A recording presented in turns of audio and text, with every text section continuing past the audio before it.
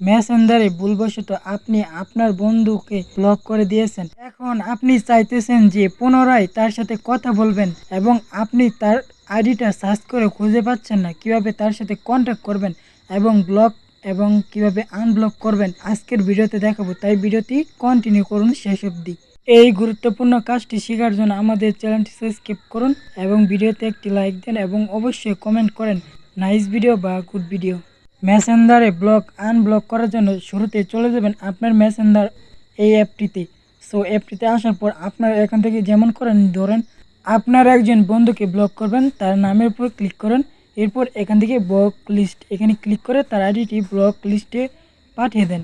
এরপর এখান থেকে আমরা যে নামের উপর ক্লিক করি, সো এখান থেকে আনব্লক করার একটা সুযোগ দেয়, ঠিক আছে।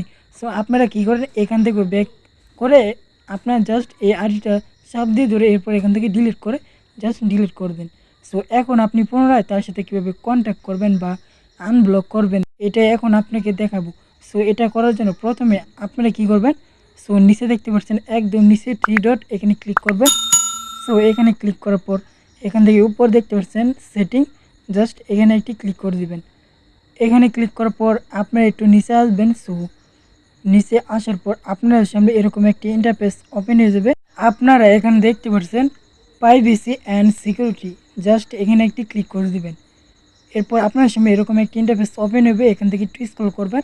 সো এখানে দেখতে পাচ্ছেন ব্লক লিস্ট অ্যাকাউন্ট, এখানে একটি ক্লিক করবেন। সো এখানে ক্লিক করার পর আপনি যেই আইডিগুলো ব্লক করছেন সেই আইডিগুলো শো করতেছে, ঠিক আছে।